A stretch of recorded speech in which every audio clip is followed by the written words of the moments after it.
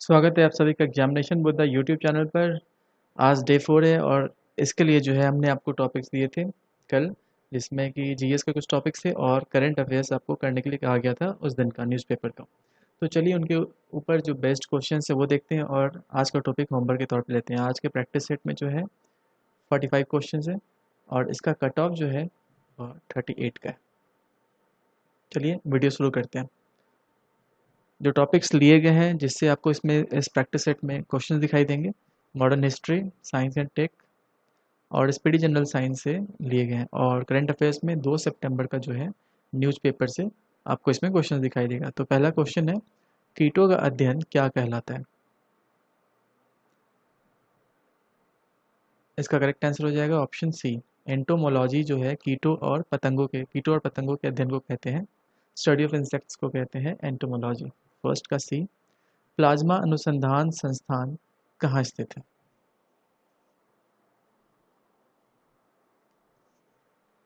Plasma research institute जो है वो गुजरात में के गांधीनगर में स्थित है। इसकी स्थापना कब की गई थी? तो इसकी स्थापना की गई थी 1986 में। अगला क्वेश्चन देखते हैं। यहाँ पर आपको मैच करना है। पहला जो सूची है घटना युद्ध का दिया गया है वर्णन, और दूसरी सूची में आपको बंगाल का जो है तत्कालीन उस वक्त गवर्नर कौन था उसका नाम दिया गया है। तो आप ऑप्शंस देख लें, आपको 2 से 3 सेकंड का समय दिया जा रहा है।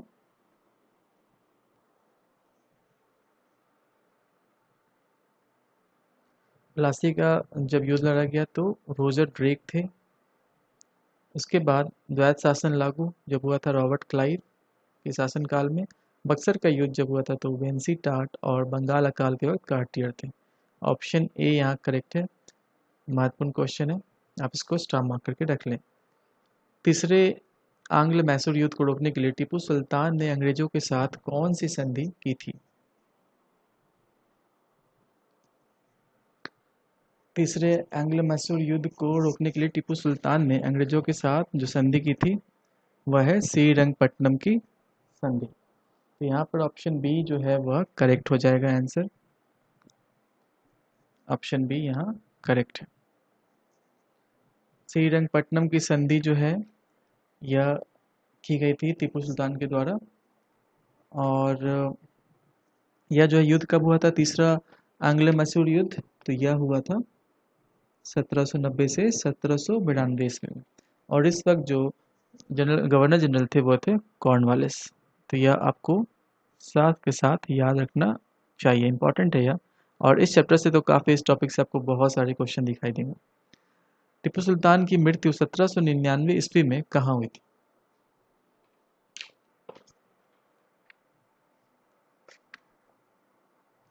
तो इसका करेक्ट आंसर हो जाएगा ऑप्शन सी, श्रीरंगपट्टनम में। टीपू की मृत्यु जो है श्रीरंगपट्टनम की आखिरी युद्ध यानी चतुर्थ एंग्लो मैसूर युद्ध के दौरान हुई थी, और यह हुई थी 1799 में। टीपू सुल्तान को शेरे मैसूर भी कहा जाता था। उसके बाद अगला क्वेश्चन देखते हैं। आदि ग्रंथ किसने संकलित किया था?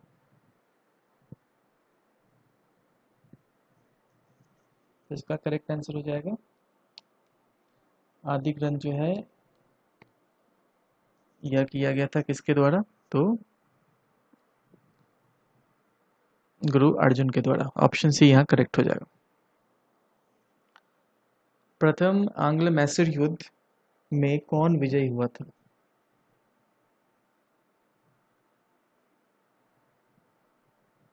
आप 2 से 3 सेकंड ले और इसका सही उत्तर बताएं।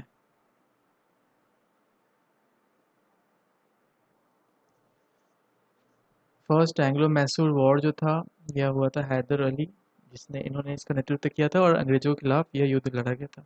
हैदर अली जो है वो फ्रेंच पीपल से वॉर टेक्निक सीख रहे थे, जिसकी वजह से जो अंग्रेजों को पसंद नहीं था और इसकी वजह से यह युद्ध हुआ था। यह एक मेन कारण था। इस युद्ध में जो है हैदर अली विजयी रहे थे और अंग्रेजों को उन्होंने परास्त किया था।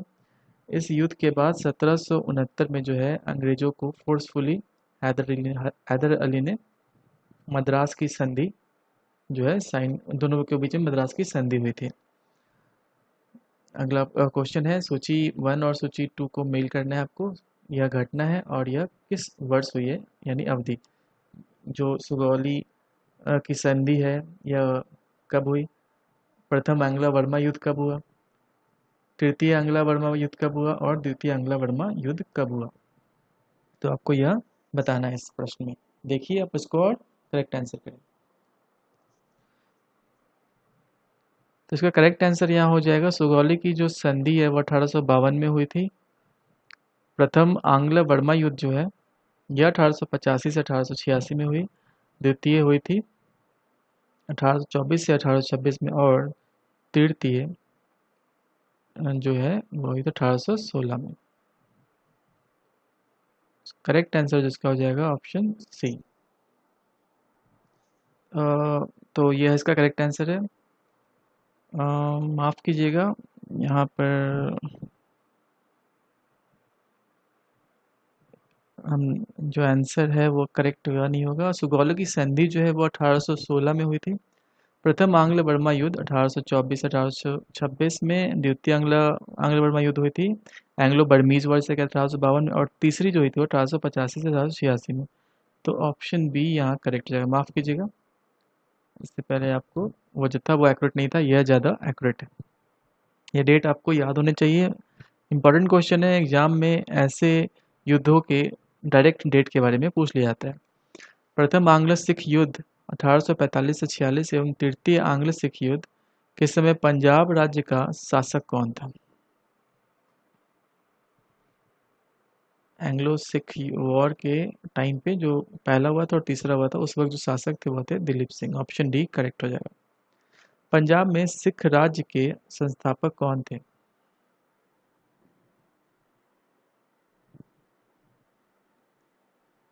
तो इसका करेक्ट आंसर हो जाएगा रंजीत सिंह। Option D. रणजीत सिंह जो है वह 1798 से 1799 में लाहौर के शासक बने थे। और रंजीत सिंह जो है उनका राज्य 4 सूबों में बटा हुआ था, पेशावर, कश्मीर, मुल्तान और लाहौर। अगला क्वेश्चन देखते हैं। रणजीत सिंह ने अपने राज्य प्रशासन विशेषतः सैन्य प्रशासन में विभिन्न विदेशियों को भर्ती किया, जिसमें शामिल थे कौन कौन से जो थे वो शामिल थे उनके राज्य प्रशासन में? इसका करेक्ट आंसर हो जाएगा ऑप्शन सी। वंतुरा, आलाट, कोट एवं गार्नर और एविटेबल, यह जितने भी थे यह रणजीत सिंह ने अपने राज्य प्रशासन में शामिल किए थे। रणजीत सिंह एवं अंग्रेजों के बीच हुए अमृतसर की संधि में किस नदी को दोनों के राज्य क्षेत्रों के बीच की सीमा निर्धारित की गई थी? अमृतसर की संधि जो वह हुई थी चार्ल्स मेटकॉफ और महाराजा रणजीत सिंह के बीच 1809 में हुई थी। और जो सीमा निर्धारित की गई थी जिस नदी को, वह है सतलज। मेटकॉफ, यह आपको याद रखना है। मेटकॉफ और राजा रणजीत सिंह के बीच यह हुई थी। किस सिख गुरु ने प्रत्येक सिख से दशांश धार्मिक कर वसूलना आरंभ किया एवं साधु वेश त्याग कर राशि वस्त्र पहनना आरंभ किया? यह बताना है आपको। तो इसका करेक्ट आंसर हो जाएगा ऑप्शन ए, अर्जुन देव। रणजीत सिंह ने अपने शासनकाल में अनेक विजयी युद्ध लड़े। उनके द्वारा विजित स्थानों को आपको लगाना है काल क्रमानुसार, सजाना है, ऑर्डर में लगाना है इनको। आप 2 से 3 सेकंड का समय लें और इसका करेक्ट आंसर करें। तो इसका करेक्ट आंसर हो जाएगा ऑप्शन ए। सबसे पहले लाहौर, फिर अमृतसर, कांगड़ा और उसके बाद अंत में कश्मीर पर उन्होंने विजयी किया था। ये रणजीत सिंह से प्रश्न बहुत ज़्यादा आता है, इसलिए हमने इस प्रैक्टिस सेट में आपके लिए मैक्सिमम क्वेश्चन जो हो सकते हैं इंपॉर्टेंट उनको इनकॉर्पोरेट किया है। जितने भी युद्ध हैं, आंग्ल मैसूर युद्ध, द्वितीय आंग्ल मैसूर युद्ध, ये सब क्वेश्चन जनरली स्टूडेंट छोड़ कर जाते हैं और स्किप कर देते हैं।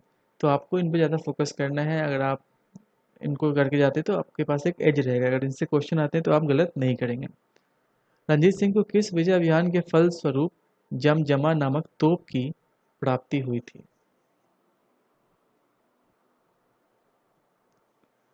तो इसका करेक्ट आंसर हो जाएगा ऑप्शन सी। मालवा विजय अभियान के दौरान जो है जमजमा नामक तोप की रणजीत सिंह को प्राप्ति हुई थी। निम्नलिखित कथनों पर विचार कीजिए। यह स्टेटमेंट आप देख लें, काफ़ी इंपॉर्टेंट क्वेश्चन है। आपको 3 से 4 सेकंड का समय दे रहे हैं और इसको आप सॉल्व करने की कोशिश कीजिए। पहला कथन, सिखों के प्रथम गुरु नानक देव मुगल बादशाह बाबर के समकालीन थे। उनका जन्म स्थान तलवंडी या ननकाना, जो कि अभी पाकिस्तान में है। तो पहला स्टेटमेंट जो है यहाँ से बिल्कुल करेक्ट हो जाता है। मुगल बादशाह बाबर के समकालीन थे गुरु नानक। दूसरे गुरु अंगदेव या अंगद, जिनका मूल नाम है लहना, तो यह भी बिल्कुल कथन सही है। दूसरा कथन भी जो है वह करेक्ट हो जाएगा स्टेटमेंट। तीसरा जो है, अकबर ने सिखों के चौथे गुरु रामदास को 500 बीघा जमीन दान में दिया था, जिस पर उन्होंने अमृतसर नामक तालाब बनवाया। यह भी स्टेटमेंट सही है। और जो चौथा स्टेटमेंट है, सिखों के पांचवें गुरु अर्जुन देव ने अमृतसर में हरमिंदर साहिब के नाम से प्रसिद्ध मंदिर की नींव रखी। गुरु की गद्दी पर वंशानुगत उत्तराधिकार का प्रचलन किया तथा शहजाद खुसरो की मदद कर गुरुओं द्वारा पहली बार राजनीतिक मामलों में रुचि दिखाई थी। तो यहाँ ऑप्शन डी करेक्ट हो जाएगा। ये सारे पॉइंट्स इंपॉर्टेंट है, इसलिए इस क्वेश्चन को रखा गया है ताकि आप जो है इन पॉइंट्स को एक बार देख लें और इससे जो क्वेश्चन अगर आए तो आप मिस ना करें। किस मुगल बादशाह के आदेश पर बंदा बहादुर की हत्या की गई? तो इसका करेक्ट आंसर हो जाएगा मुगल बादशाह फर्रुख सियार। फर्रुख सियार के आदेश पर 1716 में जो है बंदा सिंह को गुरदासपुर नांगल नामक स्थान पर पकड़कर मौत के घाट उतार दिया गया था। गुरु गोविंद सिंह की रचनाएं जो हैं वो कौन कौन सी हैं, यहाँ आपको दिया गया है। दसम ग्रंथ, चंडी चरित्र, विचित्र नाटक या जाफरनामा। तो ये जितनी भी रचनाएं दी गई हैं ये सारी जो हैं गुरु गोविंद सिंह के द्वारा रचित हैं। तो ऑप्शन डी यहाँ करेक्ट हो जाएगा। वेरी इंपॉर्टेंट क्वेश्चन है। स्टेटमेंट देखिए आप। चौथे जो है एंग्लो मैसूर युद्ध के संबंध में आपको कथनों पर विचार करना है। इसके दौरान टीपू सुल्तान की मृत्यु हो गई थी, बिल्कुल सही है। इस युद्ध में अंग्रेजों की पूर्ण विजय हुई और मैसूर के अधिकांश प्रदेशों का अंग्रेजी राज्य में विलय कर लिया गया था। सेकंड भी स्टेटमेंट सही है। और तीसरा जो है, वोडियार वंश के एक बालक कृष्णलाल दो को राजगद्दी पर बैठाकर अंग्रेजों ने मैसूर राज्य पर सहायक संधि ला दी गई थी। तो यह तीनों कथन जो है यहाँ पर सही हो जाएगा। तो ऑप्शन डी जो है करेक्ट है। ये सारे पॉइंट इंपॉर्टेंट है इसको ऐसे क्वेश्चन देने का। ये मतलब है कि इसमें आपने इसको ध्यान से नहीं पढ़ा है तो इसमें गलती करने के चांसेस ज़्यादा होते हैं। सिखों के 10वें मंतम गुरु गोविंद सिंह के संबंध में क्या सही है? उन्होंने बचपन के 9 वर्ष पटना में बिताए थे। मखोवल आनंदपुर में उन्हें गुरु निर्वाचित किया गया। 1699 में खालसा का आदेश सिखों के लिए बनाए गए नियम जारी किया और उन्होंने पाहुल प्रथा, जिसका मतलब होता है कि जाति बंधन तोड़ने हेतु एक ही कटोरे में सामूहिक अमृत पान एवं प्रसाद ग्रहण करने की प्रथा का आरंभ किया था। तो ये जो चारों स्टेटमेंट हैं ये चारों गुरु गोविंद सिंह से जुड़े हुए बिल्कुल सही है। ऑप्शन डी करेक्ट हो जाएगा। टीपू सुल्तान ने अंग्रेजों को निष्कासित करने के लिए निम्न में से किन देशों के साथ संपर्क स्थापित किया था?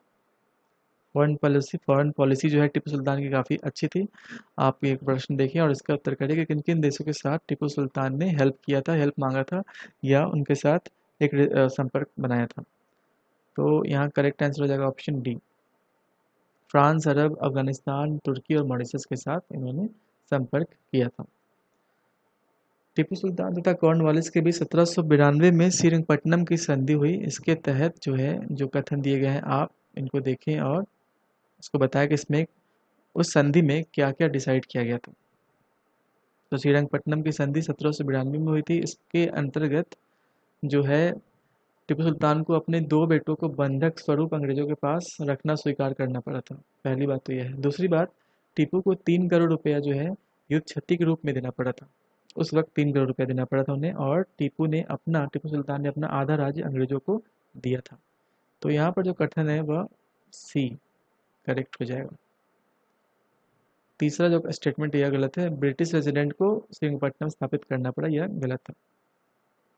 द्वितीय एंग्लो मैसूर युद्ध के समय गवर्नर जनरल जो है कौन था?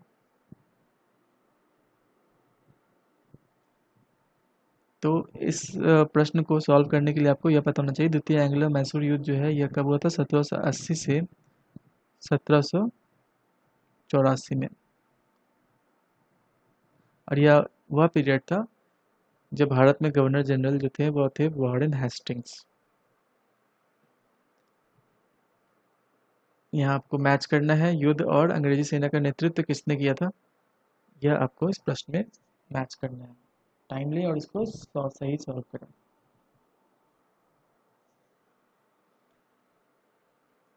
करेक्ट आंसर हो जाएगा ऑप्शन ए।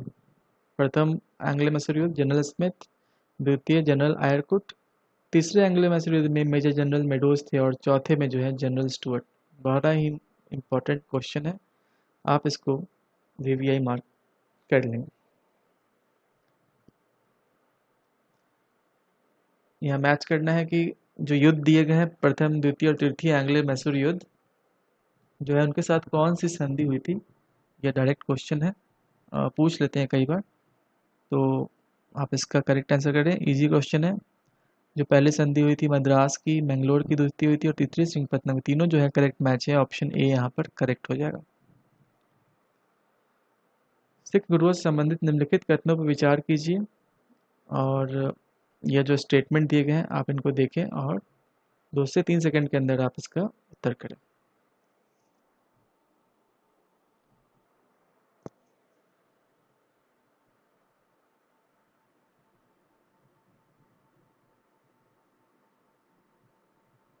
तो इसका करेक्ट आंसर हो जाएगा ऑप्शन बी। गुरु अर्जुन देव सिखों के गुरु गुरु रामदास के पश्चात बने थे, यह सही है। और गुरु अंगद ने सिखों की उनकी अपनी लिपि गुरुमुखी का आरंभ किया था गुरु अंगद ने। तो ऑप्शन 2 और 3 करेक्ट है, यहाँ पर ऑप्शन बी सही होगा। किस सिख गुरु ने विद्रोही राजकुमार खुसरो की सहायता धन एवं आशीर्वाद से की थी?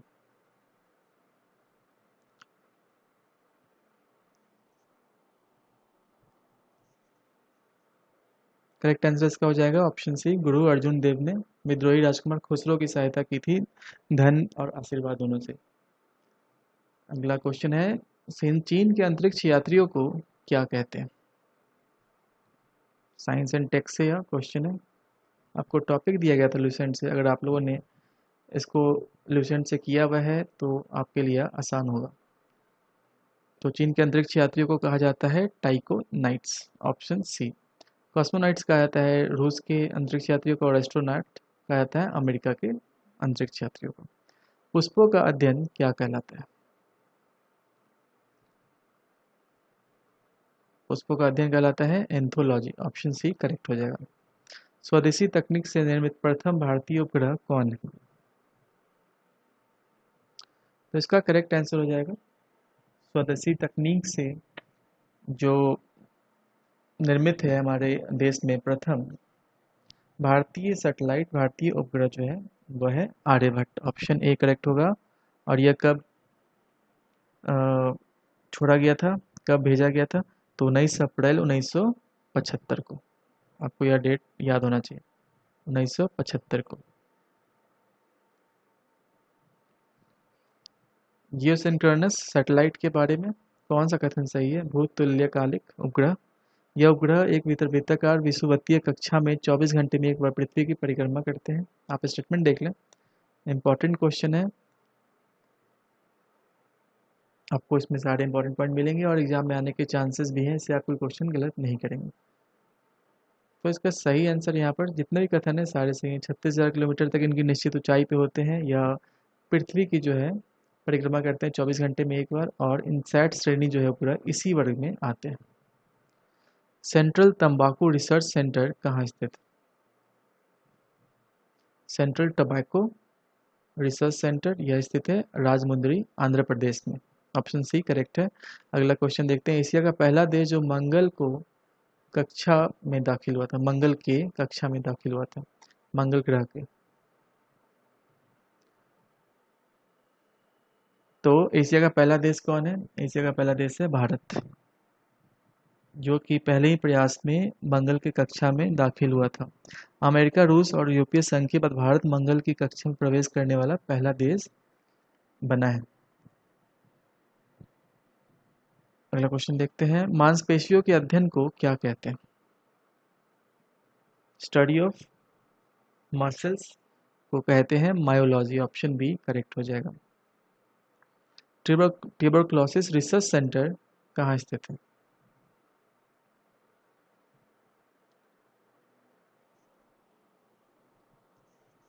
तो यह स्थित है ऑप्शन ए चेन्नई में। प्रथम चंद्रमा अभियान कब और किसके द्वारा भेजा गया था? इंपॉर्टेंट क्वेश्चन है। तो प्रथम चंद्रमा अभियान जो है यह 1959 को सोवियत संघ के द्वारा भेजा गया था। यह पहला देश है। नेशनल ब्रेन रिसर्च सेंटर कहाँ स्थित है? तो नेशनल ब्रेन रिसर्च सेंटर स्थित है ऑप्शन सी गुरुग्राम में, यानी जो कि इसका पहला नाम था गुड़गांव। इसरो की स्थापना कब की गई? ये आप सभी को पता होगा। इसरो की स्थापना जो है 15 अगस्त 1969 को की गई थी। ऑप्शन ए करेक्ट है। किस भारतीय मूल के व्यक्ति या महिला को सिंगापुर संसद में औपचारिक रूप से नेता प्रतिपक्ष के रूप में नियुक्त किया गया? करंट अफेयर्स के क्वेश्चंस यहाँ से स्टार्ट है। अगर आप लोग न्यूज़पेपर सही से पढ़ा है तो आप यह प्रश्न आसानी से कर लेंगे। तो नेता प्रतिपक्ष के रूप में सिंगापुर संसद में चुना गया है प्रीतम सिंह को। ऑप्शन बी करेक्ट हो जाएगा।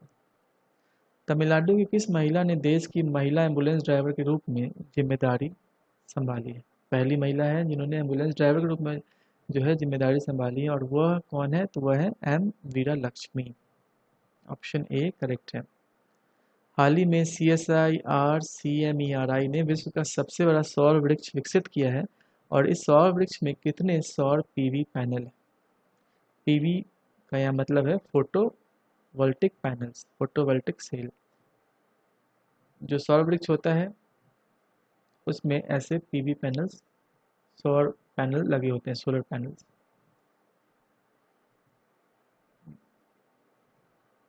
जैसे इसमें दिख रहा है फिगर में 5 है, तो ऐसे कितने लगाए गए हैं? जो कि विश्व का सबसे बड़ा है तो वह है ऑप्शन सी 35। और ये कहाँ लगाया गया है? यह लगाया गया है दुर्गापुर में, जो कि वेस्ट बंगाल में। हाल ही में लेबनान के प्रधानमंत्री के रूप में किसे नियुक्त किया गया? तो लेबनान के की जो राजधानी है वह है बेरूत। लेबनान अभी कुछ दिनों पहले 4 अगस्त के करीब में काफ़ी चर्चा में था। वहाँ पे एक विस्फोट हुआ था, आप सबको याद होगा। और विस्फोट का जो कारण था वो था अमोनियम नाइट्रेट। और वहाँ पर अभी जो प्रधानमंत्री चुने गए हैं हसन दियाब, और पहले कौन थे? तो मुस्तफ़ा अदीब जो है वह पहले थे। इन्होंने अपना इस्तीफ़ा दे दिया और अब बनाए गए हैं हसन दियाब। हाल ही में सितंबर माह राष्ट्रीय पोषण माह के रूप में मनाया जा रहा है। भारत सरकार ने कब सितंबर को राष्ट्रीय पोषण माह घोषित किया था? सितंबर माह को राष्ट्रीय पोषण माह कब से मनाया जा रहा है? तो राष्ट्रीय पोषण जो है यह शुरुआत की गई थी इसकी 1982 में। और उस वक्त कहा गया था कि जो 1 से 7 सितंबर होगा यह होगा पोषण सप्ताह। 2018 में प्रधानमंत्री मोदी ने पोषण मिशन की शुरुआत की थी राजस्थान के झुंझुनू से 8 मार्च 2018 को। और तब से जो है यह सितंबर माह जो है राष्ट्रीय पोषण माह के रूप में मनाया जा रहा है। ऑप्शन बी करेक्ट है। हाल ही में राष्ट्रपति रामनाथ कोविंद ने संसद के मानसून सत्र के आयोजन को मंजूरी प्रदान की है। संसद के सत्र में के संदर्भ में कौन सा कथन जो है यहाँ सत्य है? संसद में कितने सत्र होते हैं? तो 3 सत्र होते हैं, पूरे साल में 3 सेशन होते हैं। बजट सेशन, मानसून सेशन और विंटर सेशन। बजट सेशन फरवरी के टाइम में होता है। मानसून सेशन जो है अभी होगा, जो अभी सेशन होने वाला है अगस्त सितंबर के करीब, और विंटर सेशन नवंबर दिसंबर के करीब होता है। जो संसद का सत्र होता है उसका निर्धारण राष्ट्रपति करते हैं कैबिनेट की सिफारिश के आधार पर। पहला कथन सही है। शीतकालीन सत्र का आयोजन फरवरी से शुरू होता है। विंटर सेशन यानी शीतकालीन का आयोजन हमने अभी बताया यह नवंबर दिसंबर के करीब होता है। तो यह कथन जो है गलत हो जाएगा। सदन के सत्र को स्थगित करने की शक्ति राष्ट्रपति के पास होती है। ये आपको बिल्कुल क्लियर होना चाहिए कि जो सदन का सत्र होता है उसको स्थगित करने की शक्ति होती है या तो स्पीकर ऑफ द लोकसभा, और राज्यसभा के इसमें जो है चेयरमैन ऑफ द राज्यसभा। तो सदन का सत्र को राष्ट्रपति स्थगित नहीं कर सकते हैं, जो सदन का सत्र होता है उसे राष्ट्रपति बुला सकते हैं, तो यह भी गलत हो जाएगा। और सदन का मानसून सत्र जो है राष्ट्रपति के अभिभाषण से शुरू होता है, यह गलत हो जाएगा। मानसून सत्र नहीं, बजट सत्र, बजट सेशन जो फरवरी में होता है वह राष्ट्रपति के अभिभाषण से शुरू होता है, इसलिए ऑप्शन ए यहाँ करेक्ट हो जाएगा। 14 सितंबर से जो है मानसून सत्र की शुरुआत की जा रही है। और जो आखिरी प्रश्न है, किस राज्य के लोक निर्माण विभाग ने राष्ट्रीय अंतर्राष्ट्रीय खिलाड़ियों को प्रोत्साहित करने के लिए मेजर ध्यानचंद विजय पथ योजना की शुरुआत की है? तो इसका यहाँ करेक्ट आंसर हो जाएगा ऑप्शन डी, उत्तर प्रदेश। आप अपने आंसर्स को मिलाएं और नीचे हमें अपने कमेंट बॉक्स में अपना स्कोर जरूर बताएं। तो ये थे 45 शानदार क्वेश्चन जो आपको दिए गए टॉपिक से लिए गए थे। अब जो है डे 5 का हम टॉपिक आपको होमवर्क के तौर पे दे रहे हैं एक दिन का। आज हम करेंगे ज्योग्राफी, बायोलॉजी और पॉलिटी से टॉपिक। ज्योग्राफी में आपको करना है पृथ्वी और उसका सौरिक संबंध। इसमें आपको latitude, longitude, equator, Tropic of Cancer, Tropic of Capricorn कितने देशों से गुजरती हैं, ये सारी चीज़ें इंपॉर्टेंट मिलेंगी। बायोलॉजी में आपको सेल कोशिका विज्ञान करना है, जीवधारियों का वर्गीकरण करना है। और पॉलिटी में भारतीय संविधान सभा। तीनों के तीनों जो है टॉपिक बड़े इंपॉर्टेंट हैं। 24 घंटे में आप 3 से 4 घंटे निकालेंगे तो आपका ये टॉपिक कवर हो जाएगा। और करंट अफेयर्स के लिए आपको दैनिक जागरण न्यूज़पेपर ले लीजिए या कोई भी ले लीजिए पेपर जो आपके पास हो। 3 सितंबर का आपको यह न्यूज़पेपर पढ़ना है।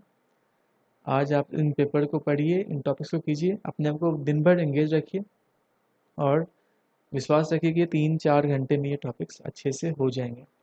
आप हमें बताएं कि आपको इस कैसा लग रहा है ये स्ट्रेटजी, आपको क्वेश्चंस कैसे लग रहे हैं, क्या कुछ तरीके में बदलाव करने की ज़रूरत है, आप नीचे कमेंट हमें ज़रूर करें।